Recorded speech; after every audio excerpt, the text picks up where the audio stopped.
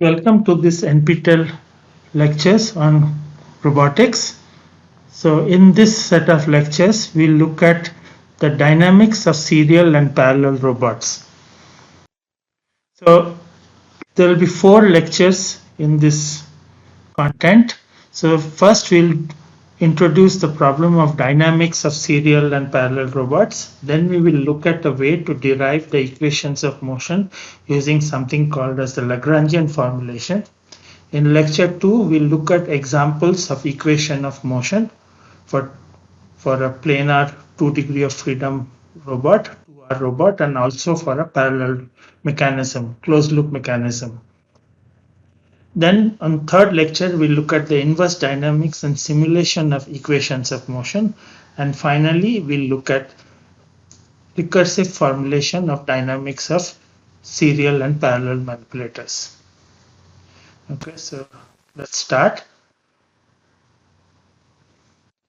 So as an overview, in kinematics, we looked at the motion without worrying about what is the cause of the motion. So the cause of motion was not considered.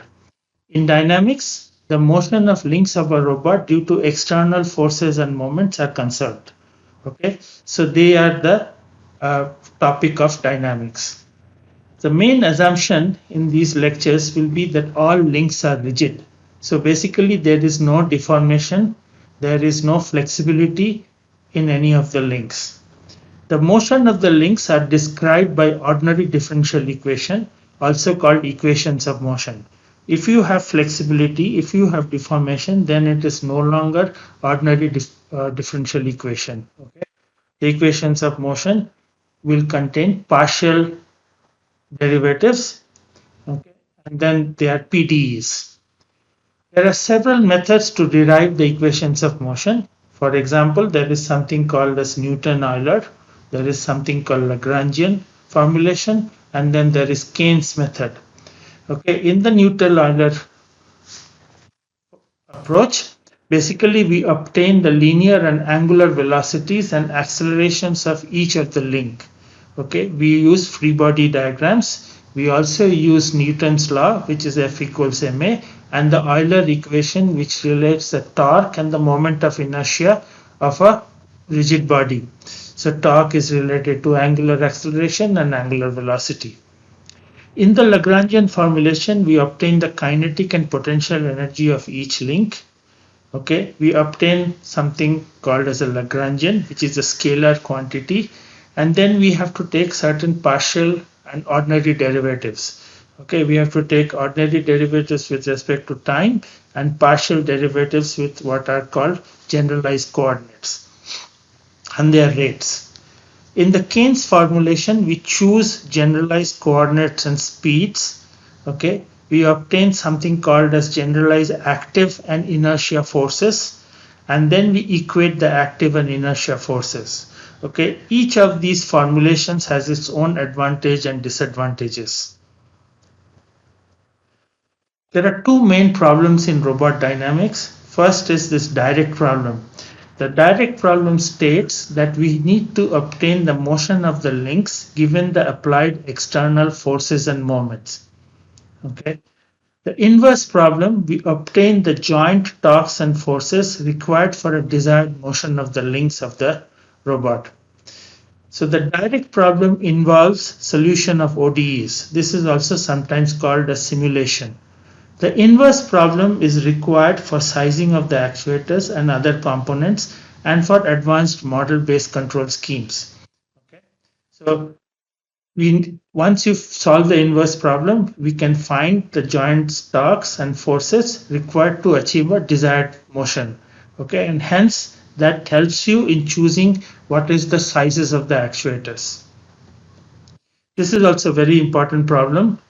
Okay, it does not involve solution of ordinary differential equations, and it is used extensively in model-based control schemes.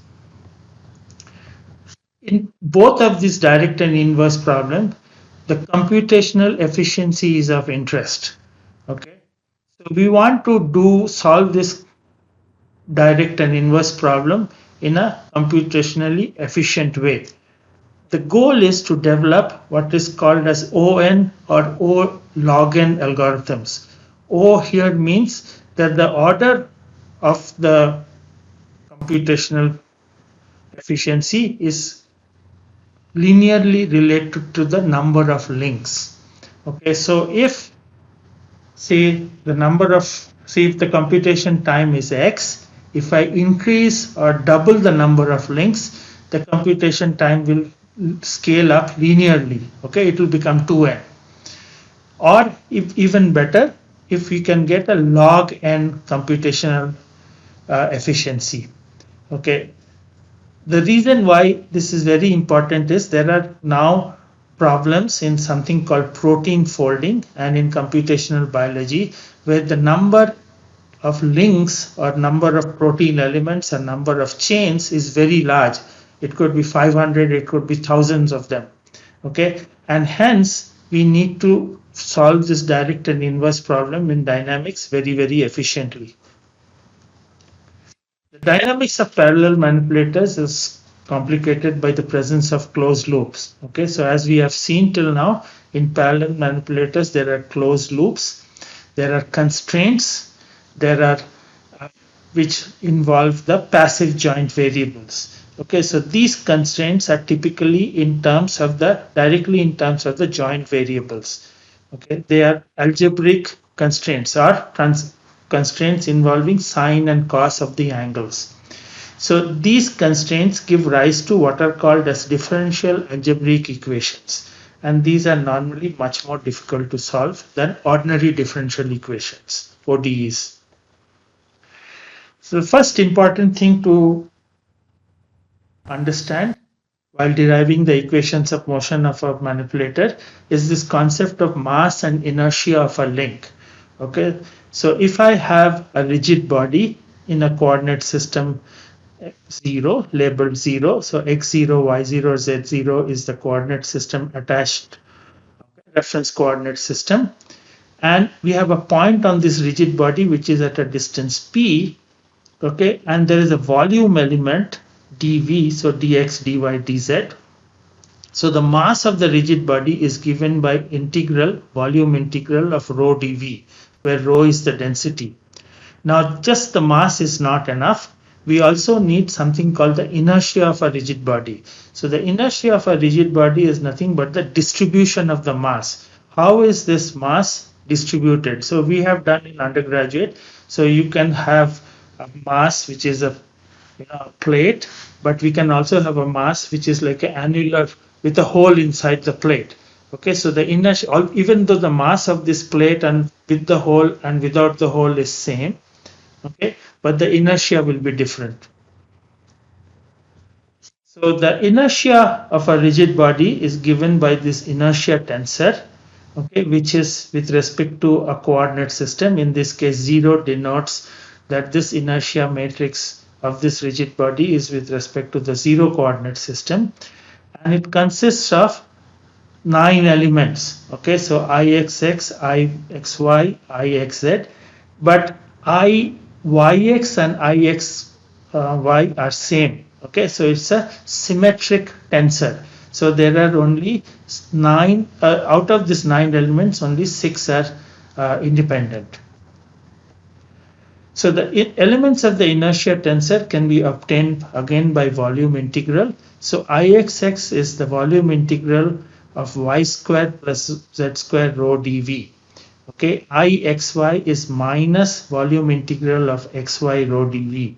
So okay, we have seen this earlier. So Izz is x squared plus y squared rho dv. So it tells you how the mass is distributed. So Ixx will tell you how the mass is distributed related to y and z, and so on. The inertia tensor is symmetric and positive definite. Okay, the eigenvalues of this inertia tensor are real and positive. Okay, this comes from linear algebra. If you have a 3 by 3 matrix which is symmetric and positive definite, you'll have 3 eigenvalues which are real and positive.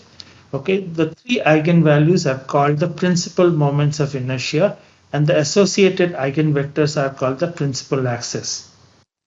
Okay, so we have seen inertia in undergraduate. So there is something called principal moments of inertia and principal axis. So they are determined from the eigenvalues and eigenvectors of this inertia matrix. The inertia tensor in another coordinate system A with OA coincident with O0 can be obtained by rotation matrices. Okay, so the point of the coordinate system, the origin of the coordinate system, OA and O0 must be coincident for this formula to hold true. So the AI is nothing but A0R, 0I, A0R transpose. Okay, so to obtain the inertia for a link I in a robot, first thing is we have to choose a coordinate system. So typically the coordinate system is labeled CI. It is chosen at the center of mass of the link. The coordinate system CI is parallel to the ith link. So remember, the coordinate system for the ith link is on the joint axis I. Okay, the origin is at the point of intersection of the common perpendicular with the z axis and so on. So we take that coordinate system, which is xi, yi, zi, and oi, and shift it to the center of mass, keeping the orientation same. Okay, so Ci is parallel to I. We can also subdivide a complex link into simple shapes and use parallel axis theorem. Okay, so if you have a very strange looking link, okay, with maybe holes and maybe some portions which are bent and so on, we can divide it into simple shapes, okay, and then use parallel axis theorem. So there is something called as a parallel axis theorem, which again I am assuming you know.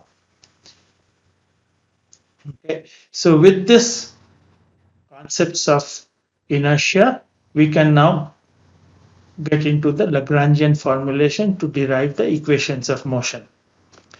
So the Lagrangian formulation, okay, is based on kinetic energy and potential energy. It's an energy based formulation. Okay, so first we'll look at the kinetic energy. So the kinetic energy of a link I with mass mi and inertia OII is given by half mv square plus half I omega square. Okay, this I'm sure you have seen it earlier. In this case, we are writing it more formally as a, so half mv square is nothing but half mi 0 vci, so it's the velocity of the center of mass of the ith link, square of that, and it is the angular velocity of the ith link in the 0th coordinate system, which we need to use in the half I omega square. So the first and second terms from the linear velocity of the link center of mass and the angular velocity of the link. 0 vci and 0 omega I are the linear and angular velocity of the center of mass and link I respectively. Okay, how do if you know the linear velocity in its own coordinate system, we can convert it back to the 0th coordinate system in using this rotation matrix. Okay, so sometimes during the propagation formulas, we obtain the linear and angular velocity described in its own coordinate system. So that can also be used.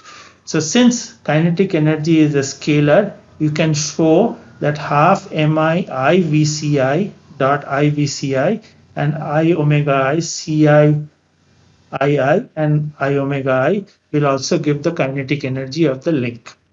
It's a scalar, so it doesn't really matter in which somewhere you are starting if you are careful.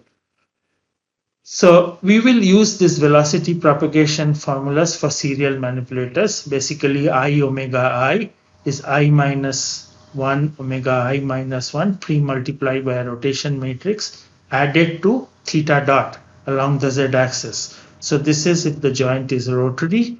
If the joint is prismatic, then I omega I is same as I minus 1 omega I minus 1 pre-multiplied by a rotation matrix. And the velocity of the center of mass is nothing but the velocity of the origin of the coordinate system into some omega cross r. Okay, so location of the center of mass with respect to the origin. So we do this for I 0 to n to obtain the kinetic energy of all links. Okay, so 0 is I is equal to 1. Okay, so we find 1 omega 1, 1 omega 1 for prismatic, 1 VC1, and so on for all the links. In case of parallel manipulators, there are loops. There are no propagation formulas. Okay, it is not very obvious what are the propagation formulas because we don't know what is the link or what is the joint and after the link after that joint. Okay, we can go in two different ways to the same link or more than two different ways to the same link. In that case, it is easier to compute the angular velocity from r dot r transpose. So for a chosen end effector or chosen link, we can find r dot r transpose, and then from that we can, this is a skew symmetric matrix, and we can extract the space fixed angular velocity vector from that. Okay. Likewise, from the position vector of this center of mass of the ith link, we can take the derivative with respect to time and find the linear velocity of the center of mass of the ith link. Okay, so PCI is the position vector of the center of mass of link I. So the Lagrangian formulation also requires you to compute the potential energy, and in this case we will assume that the potential energy is due to gravity alone. Okay, so if you have springs or some other energy storage devices, we need to make appropriate modification to the expression of potential energy for a link. So for example, if there is a spring, torsional spring, which is driving a joint, okay, then we have to add some half ki theta I squared, where k is the spring constant. But most of the time, we will be dealing only with gravity. So the general expression for potential energy due to gravity is this dot product of the gravity vector, which is most of the time pointing downwards, is opposite to the z-axis most of the time, into the position of the CG, dot product with vector locating the CG with respect to the zeroth coordinate system. Okay, and there is a minus sign. Okay, so the gravity vector has a magnitude of 9.81 meters per second squared. This is the standard assumption. G is normally along the vertical direction along the z-axis but pointed in the opposite direction. And the potential energy, so the position of the center of mass is the location of the center of mass. So PCI locates the center of mass of link I from the zero or reference potential energy. Okay, so it is not very important to know what is the reference potential energy or the zero potential energy because we will take derivatives. So if you have a constant value of the reference potential energy which you need to add or subtract, that doesn't matter because finally we will be taking derivatives of the kinetic and potential energy. So from the kinetic and potential energy, we define a scalar Lagrangian, which is kinetic energy of link I minus potential energy of link I, and then we sum over all the links, I equals 1 through n. So this is a function of q and q dot. So q means theta joint variables and q dot means the rate of change of the joint variables. So kinetic energy contains q dot, okay, and q, and potential energy contains q. Okay. So in a serial robot with R and P joints, the dimension of q is n, which is the number of degrees of freedom, and that should be equal to the number of links. Okay, we have seen this earlier.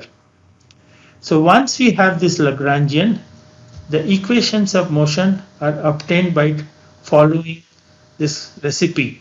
So what do? We take the partial derivative of the Lagrangian with respect to qi.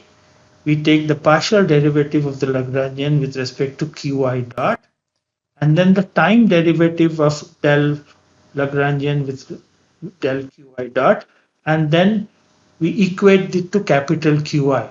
And this is for each one of these I. So I equals 1 through n.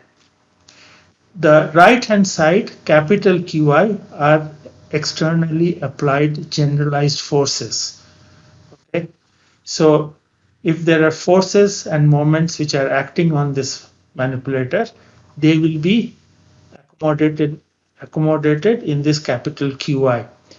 If there are only joint torques which are acting, so then QI is nothing but tau I, which is the joint torques or forces which are acting at the joints. So after performing all these derivatives, the equation of motion of a serial manipulator takes the form m into q double dot plus some matrix C q dot into q dot and some vector g of q equals to tau. Okay, so in this equation here, all serial manipulators can be written in this form. This MQ is called the mass matrix. It is an n by n mass matrix. This matrix CQQ dot, this is also an n by n matrix, and this CQQ dot into Q dot is a n by 1 vector of centripetal and Coriolis terms.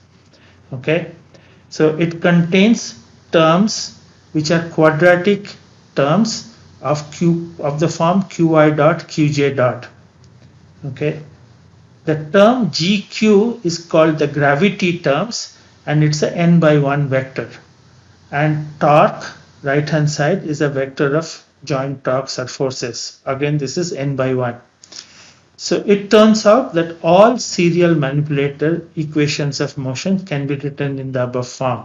This is a very strong statement, that there is something which is multiplying q double dot, there is something which is centripetal and Coriolis term, there is something which is gravity term, which is only a function of q, and on the right hand side we have the external torques which are acting at the joints. Okay. So for R joints, the elements of M of Q have units kg meter square. So this is like inertia, okay, I. For P joints, the elements of MQ have units of mass, because for P joints, the right hand side will be force and not a moment. So the mass matrix MQ is always positive, definite, and symmetric. Okay. How do we know it is positive, definite? Because you can show that the kinetic energy of the system is nothing but half q dot transpose m q dot. Okay, the kinetic energy is always greater than or equal to 0 for q dot not equal to 0, and 0 only when q dot is equal to 0. So this implies that m of q is positive, definite. Okay. Another way of looking at it is, since this is the inertia matrix, inertia cannot be imaginary along any component of q double dot. Okay, so hence the eigenvalues of mq must be real and m of q must be symmetric. Okay, the centripetal and Coriolis term matrix CQQ dot, the elements being Cij, can be derived from the mass matrix by taking this following partial derivative. So we do del Mij with del Qk plus del Mik with del Qj minus del Mkj with Qi into Qk dot. And then we sum over k equals 1 through n and multiply by half. Okay, this can be proved. Okay. The gravity term, final gravity term, Gi, it's a vector, n by 1 vector. Each element is nothing but the potential energy of the manipulator, partial derivative with respect to Qi. If you have m loop closure equations, okay, and we still want to apply the Lagrangian formulation to parallel manipulators, so we have n eta I q equal to 0, 1 through m. So now this q vector is r n plus m. Okay, so there are n actuated joint variables theta and m passive joint variables phi. So to obtain the equation of motion for a system with constraints, loop closure constraints, we use Lagrange multipliers. So you can look at this book by Goldstein and Hogg. So the Lagrangian is now written as LQ dot minus lambda I NJQ. So lambda j NJQ, where j equals 1 through m. So these lambda j's are the m Lagrange multipliers which have been introduced. So we need to find them out somehow. So if the m constraints eta j equal to 0 are holonomic, they are only functions of q. Okay, so for holonomic constraints, the equations of motion can be again derived.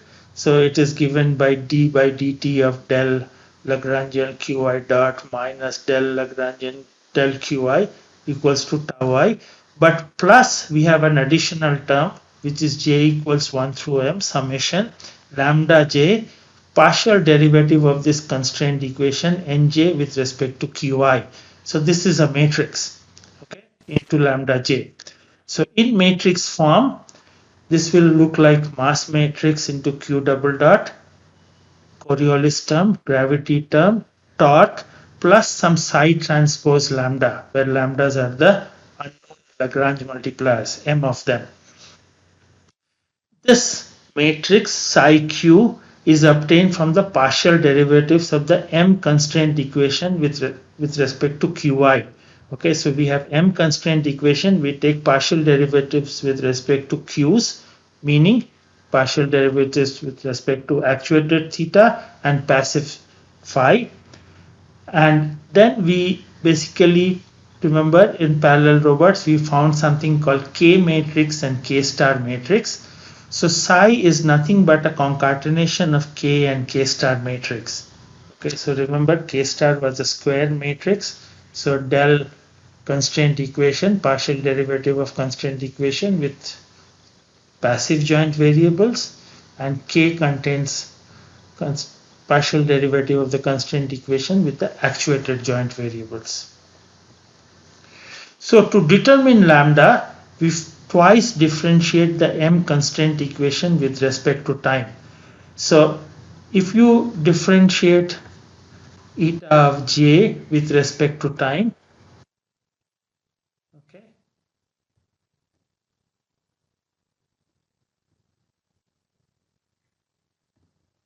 so you will get psi into q double dot plus psi dot q dot equal to 0. Okay, right? First derivative of eta of q will give you psi into q dot equal to 0. Okay, then second time when you again take the derivative, you will get psi into q double dot plus psi dot q dot equal to 0. And what is psi dot? Psi dot is a m into n plus m matrix containing the time derivatives of each of the elements of psi.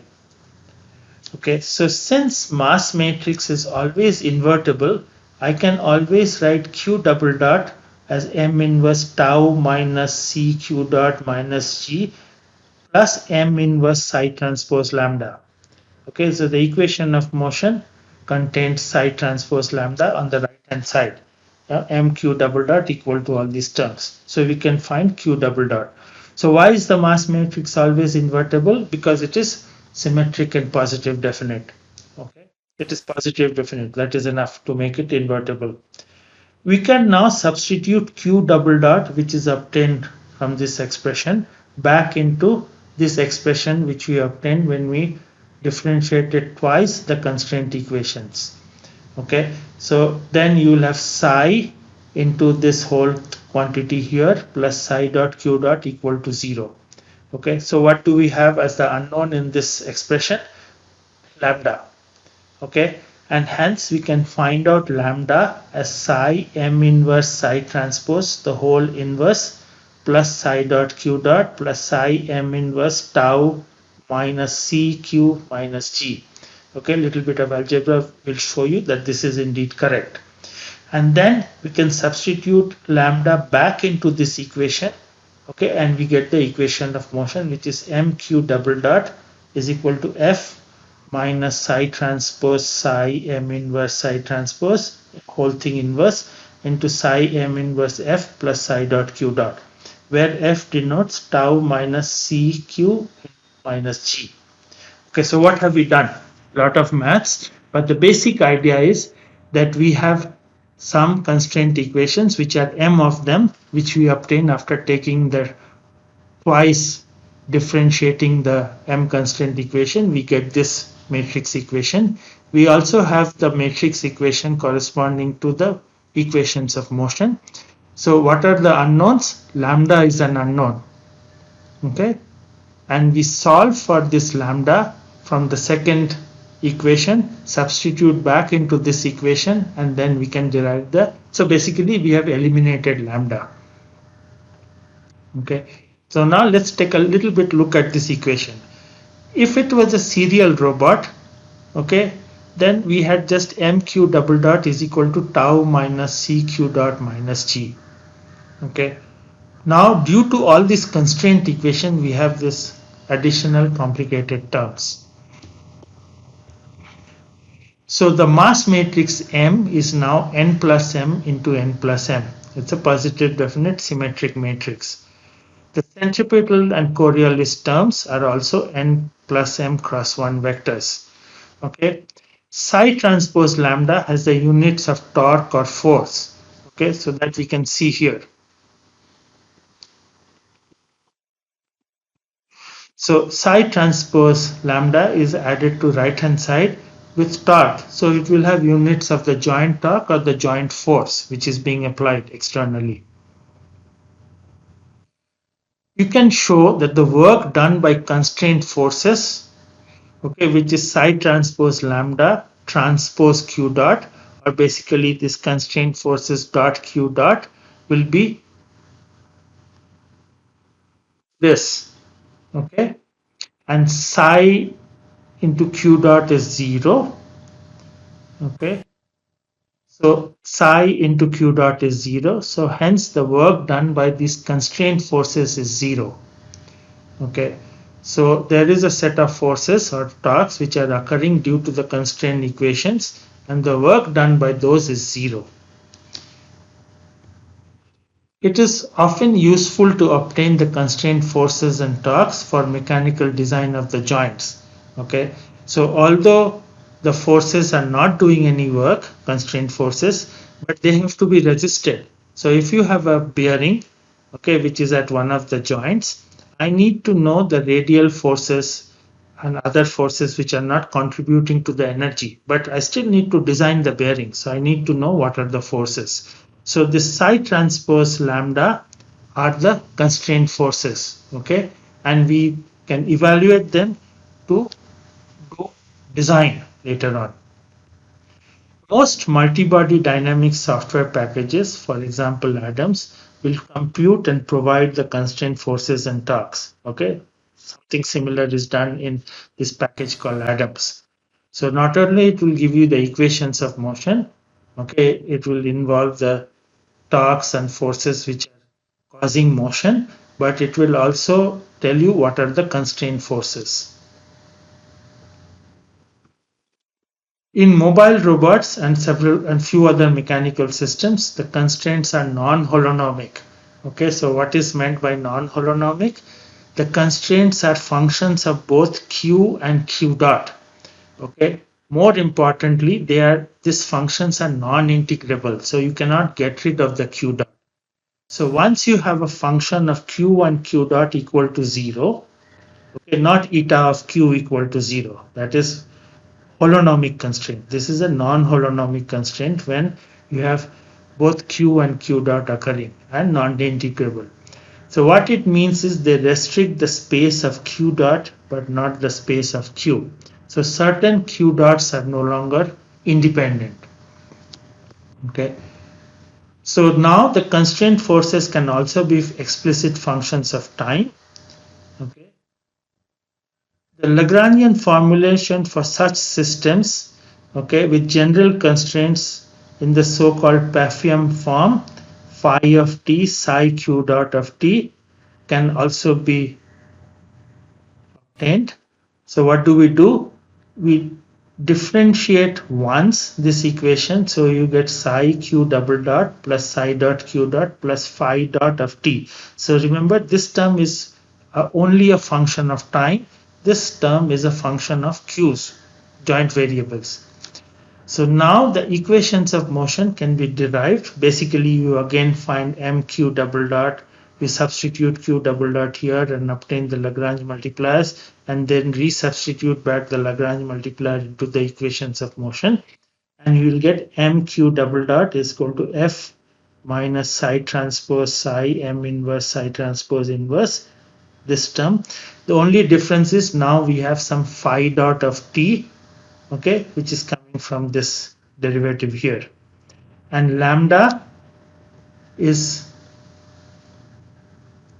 given by minus psi m inverse psi transpose whole inverse into phi dot plus psi dot q dot plus psi m inverse tau minus c q dot minus g.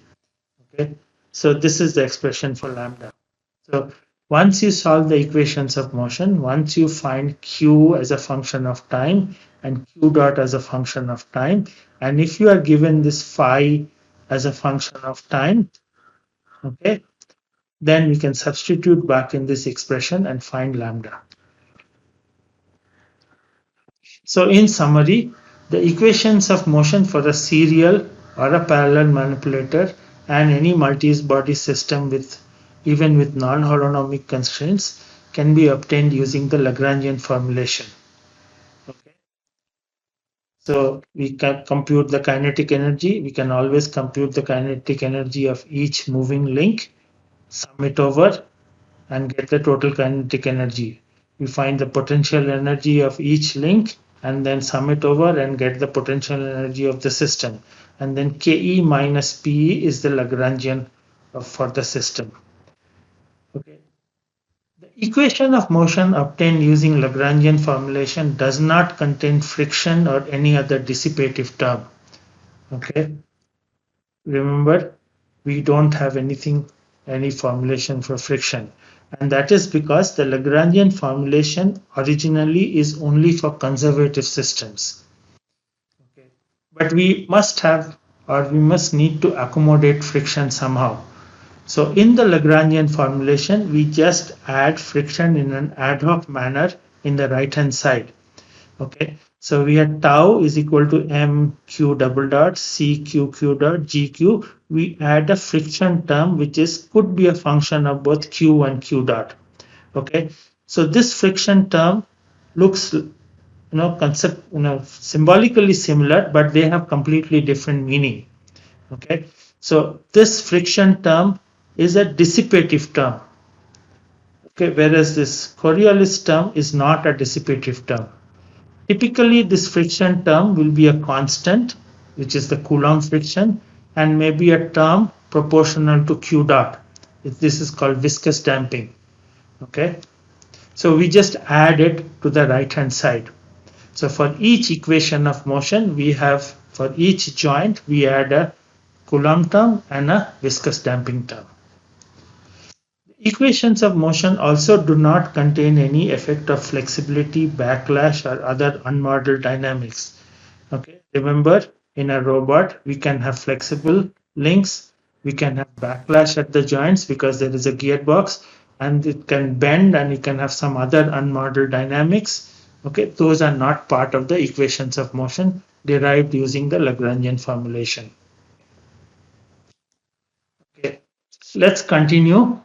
We can also derive the equation of motion in Cartesian space. Okay, meaning currently whatever I have shown you are the equations of motion in joint space, are functions of q and q dot. Okay, the equations of motion in terms of position and orientation of the end effector, which is the Cartesian coordinates, are sometimes needed. Okay, so it is useful for Cartesian space motion and force control. Okay, so we need to derive the equations of motion in terms of the end effector position and orientation, and this was done by Khatib in 1987. The equations of motion are given by some mass matrix into x double dot plus Coriolis term into q dot and gravity term. So what I'm trying to show here is the left hand side is a 6 by 1 entity of forces and moments acting on the end effector. It's not a vector. It is not the torque vector joint torques. It is the external forces and moments which are acting on the end effector. And this X is a 6 by 1 entity representing the position and orientation of the end effector. So it could be X, Y, Z and 3 Euler angles or some other representation. Okay. There is Q and Q dot here also. Conceptually, we could have removed Q and written it in terms of X by inverse kinematics, or Q dot we could have removed and written in terms of inverse Jacobian, but that is not really required later on when we do force control or Cartesian space motion control. That is why it is left in this form. But conceptually, I can write everything in terms of Cartesian position and orientation of the end effector. Okay, so this mxq and cxq and gxq is analogous to the mass matrix, Coriolis, centripetal and gravity term respectively. We can also derive the relationship between the Cartesian and joint space terms. Please think of it as a homework problem. So we have already derived that the torque is nothing but J transpose F. This was done in statics, and the same relationship holds here also.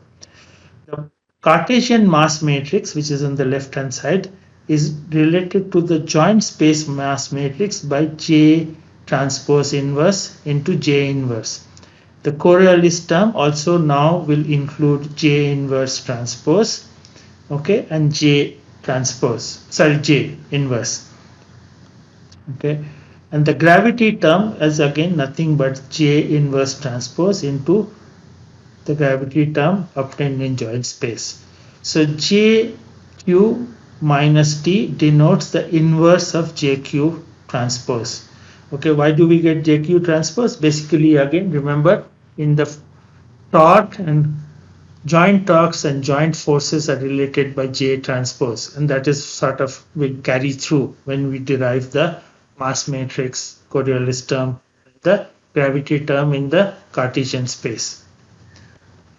The q dot, as I mentioned, can be replaced with Cartesian variables, at least conceptually. So we could have said inverse kinematics of q is giving x, inverse Jacobian is giving q dot, which is difficult, but it is not really required also. Okay. So this replacement is not required for Cartesian space motion and force control, and hence we will leave it in this form. So with this, we finish the Lagrangian formulation and how to use the Lagrangian formulation to derive the equations of motion. In the next lecture, we'll look at examples of equations of motion.